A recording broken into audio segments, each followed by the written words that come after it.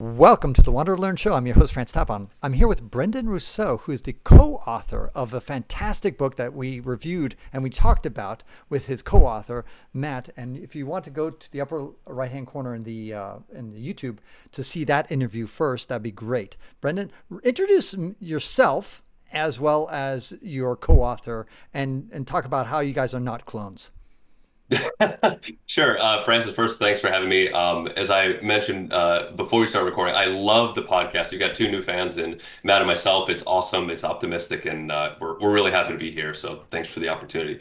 So as you mentioned, my name is Brendan Rousseau. I'm the co-author of Space to Grow, Unlocking the Final Economic Frontier, which is all about the business and economics of space. We hope that it's a book that will, for folks who are either casual observers of the space industry or folks considering getting into the space industry, we hope that it will be a good primer and a good push in the direction to demystify some of what's going on in space and encourage people to seriously consider the revolution that's happening in space as something that's relevant to their lives and something that they should be thinking about, regardless of if they're in the private sector or public sector or what else. So I have kind of an interesting strange background. My first love was space science. I thought I was going to be an astronomer and started going deep into astrophysics. And then we had a couple of classes in college where we covered the history of astronomy, some of the recent history. And I realized that Hold on, hold on, hold some, on. yeah, yeah, Name yeah. me the despicable college that you went to. So, Francis, I was really hoping we could avoid this, but There's I no went. avoiding. I know. I went to Williams College in Oh, Williamstown, Massachusetts, which oh is my God. unfortunately the arch rival of the despicable school not to be named that happens to be somewhere else in Massachusetts. Um, so I'm sorry, but that's where my love of space was forged. And in some of those Well, of classes, course, because you're in the middle of nowhere, and what else can you do than yeah, look at the we got stars? we got nothing better than listen. I spent a lot of time at the Williamstown, observatory. Massachusetts. Exactly. You It's got more beautiful. cows than you have more cows than stars. I loved it. I absolutely loved it. It was a great place to focus and think about think about your place in the universe. But yeah, so in some of those classes, we were talking about the pace of astronomy, and it was so clearly linked to these generational space telescopes, where it's just like you create this new technology, and then it unleashes all new kinds of discovery. But they only happen like once every 20 or 30 years, and so that for me was sort of an aha moment where I was thinking, if I really want to make a difference in advancing my first love, which is space science, but also all these other really great sources of value that space technology can unlock, I better think about the economics of the industry and how we can best optimize the U.S. space enterprise. So that kind of set me on this journey of first understanding what is the U.S. space enterprise and how does it work. And I spent time on Capitol Hill. I spent the first 5 or 6 years of my career working at Space Systems Command, so the home of National Security Space Systems Acquisition. So working on some really interesting projects there, learning about, Is that yeah, different than Space Force? it's a part of the Space Force. Okay, Yeah, got it. yeah. Okay, So is it the the private or were you enlisted? no, I was a contractor. Okay, Yeah, gotcha. I was a Okay, contractor there. So the mission of the Space Force is to organize, train, and equip men and women in uniform that deal with space topics. And where I worked was where we turn a set of requirements on a sheet of paper of, hey, we need a satellite that can do X, Y, Z, and turn that into an actual satellite on orbit. So I learned a ton there. After a few years, I reconnected with my co-author, Matt Weinzierl, who was at Harvard Business School and was interested in creating a class to teach about the business and economics of space and doing a bunch of research. And for me, that nothing could be more thrilling than that, really diving into what's happening and why does it matter.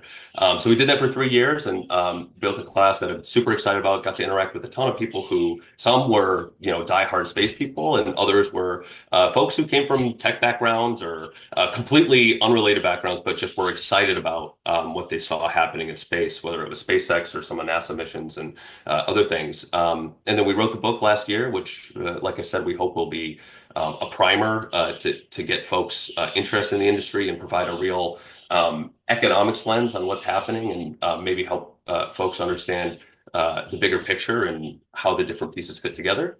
And then since then, I've moved on to Blue Origin. It's a space company that's developing a whole bunch of space systems. I work on our huge orbital launch vehicle. It's called New Glenn. It had its debut just a few months ago. It's a rocket that I'm really, really excited about. that we hope will be a nice complement to what SpaceX has in the Falcon 9. So could not be more excited to be doing the things I'm doing at this really exciting time in the industry. So that's a great summary of your career and your trajectory and how you went from guy who wanted to do astronomy and that kind of stuff at Williams, and all of a sudden going all the way and finishing up at, well, not finishing, but currently at Blue Origin, which is a rival of SpaceX. But I think in many ways, Jeff Bezos, who's running Blue Origin, and Elon Musk, they realize, I think both, you're talking about space to grow, the title of your book, which is basically an infinite market. And Yeah. I think both of these businessmen are wise enough to realize there's a lot of space to grow. In other words, Yeah. that is this a market? There's plenty of room for not just both of these companies to coexist. This is a rivalry, but in the end, there's probably going to be many more companies, in 100 years from now. It's going to look kind of quaint that there were just Yeah. two at the moment that are kind Yeah. of competing of this reusable rockets and things like that you guys are developing, like the New Glenn. Yeah, absolutely. I love the way that you guys talked about in the last podcast, which is, I think often we love the story of a good rivalry, especially here in the US. And so I think a lot of times the SpaceX Blue Origin story gets kind of formed as a rivalry. But the way you talked about in the last podcast was, they're really more complements in a lot of ways, and both trying to provide keystones to unlock something that we hope will be much bigger, not only for these two companies, but for a host of other companies. I know Jeff Bezos has talked about, the mission of this generation is to create the infrastructure such that, a few decades from now, a couple kids in a college dorm room can say, "Hey, I want to start a space company. I've got a good idea," and they have the ability to go do that. Today, it's still as excited as we are about the reduction in cost and increase of access to space. It's still pretty expensive. It's still a hard industry, but that's part of what makes it fun. There's real challenges to be solved, and we think that there's real opportunities on the other side of that. That's a really key point that Jeff Bezos made, which is the idea is that back in the day, let's say when you want to create a new company nowadays, you kind of rely on the railway system and the highway system to get your product to market, because Yeah. you need that infrastructure. Otherwise, you can make the best widget in the world, but if there's no way to transport that widget from the Yeah. factory to the customer, you're not going anywhere. So you need that kind of transportation, those railway lines, Yeah. those highway lines, those airplane lines. So in space, we need that infrastructure. We need that railway line to space, and Yeah. we need the highways to space. And that's what both Blue Origin and SpaceX are, in a large part, setting up that infrastructure so that you can then from there create all sorts of a whole ecosystem of different companies. And you kind of explore that in your book, Space to Grow.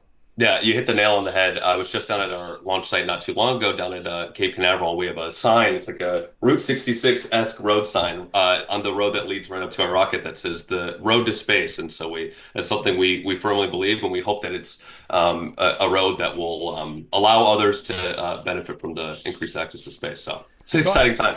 Absolutely. Now, again, I encourage people, before they get further into this conversation, make sure you listen to the previous conversation with Matt, because now I'm going to ask you a question and kind of follow up on that. Matt and I talked a lot about, your co-author of Space to Grow, talked a lot about the space industry and about where it's going and the economic opportunities. We talked about that with Matt. Now, where kind of would you level set us and tell us where we are today in that kind of that timeline and the trajectory? What's your opinion on what we Sure. talked about?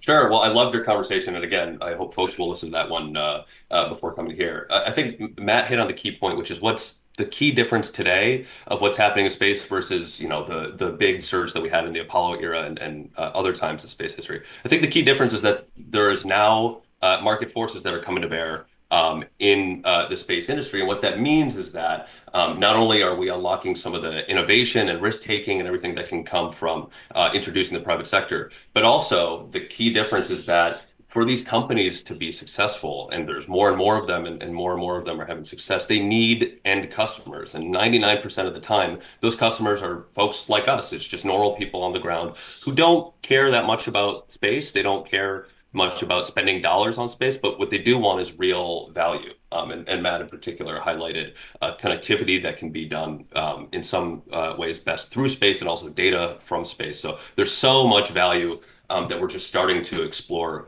creating through satellites today. If I had to describe this current moment, what is it really all about? I think it's there's two things. One is the increased access to space that we can largely attribute to SpaceX's Falcon 9 and bringing launch costs down really by an order of magnitude from what we saw during the space shuttle era, is that it's allowing a new era of experimentation. There have been all these ideas for a long time about, hey, space, Earth orbit and beyond could be really useful to do X, Y, Z, whether that's a business case, whether that's gathering climate data or all sorts of other things. And we're starting to have the opportunity now that companies can raise money, try out the idea, build their satellite or their contraption. There's all kinds of interesting things. There's a small startup called Varda Space that's creating capsules that live in space for a few weeks and are experimenting on creating protein crystals for pharmaceuticals, all kinds of different things. Yeah, go ahead. How do you spell that Vardo crystal? Varda. Varda. Varda. What Yeah, are they? super exciting company. Tell us a little bit more about them. Sure, yeah. So Varda is a great example of kind of like one of the non-traditional applications of data in space. So what they do is they create these really interesting capsules. They're about 3 feet wide and they're kind of self-contained science experiments. And they've launched a few of them and they've had some success so far. They launch them into space, and because they're in Earth orbit, they experience microgravity. So that's that weightlessness that you see astronauts having on the International Space Station. And their thesis is that because it's in microgravity and you're not like constantly having things pulled down by the force of gravity, you can create larger and purer crystals. And in this case, they're the active ingredients in pharmaceuticals. By weight, they're some of the most valuable commodities that exist. They're the amount of active ingredients that were used, for example, in the COVID-19 vaccine is not large at all by mass. I think someone said you could fit the active ingredient for all the vaccines that were used into like a couple of gallon jugs. They're not that big, super valuable. And of course, for folks who are suffering from diseases, that's an incredible potential application if you can create purer, more potent, more effective drugs in space. And for their first prototypes, they developed a protein crystals that's used for the treatment of HIV and AIDS. And so they're just one of the, at this point, hundreds of companies that's doing really exciting things in space. So they're a great example for me of the experimentation that we're starting to have more and more of in space. And again, the result of that isn't just that it's cool or makes headlines. It's that we think and we hope it'll result in real value for folks back here on Earth. So that's one part of it, is that theme of experimentation. The other reason why I think we feel confident that this is not a flash in the pan thing, the reason why we call it a commercial space revolution, one that we think will continue to accelerate, is because there is so much work being done to continue to bring costs down, those fundamental costs of getting into space and doing interesting things in space.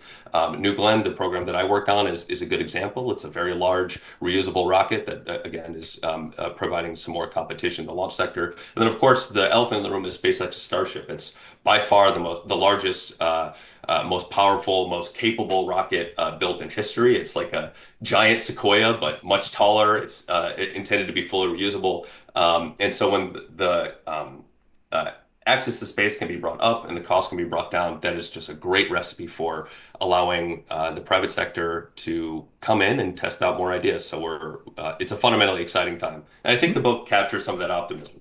Absolutely. And I love the book, and I definitely recommend everybody to get it. Go to the link below. You'll find a link that goes to the Amazon page where you can pick up a copy. It's just came out a couple of weeks ago, and I highly recommend it.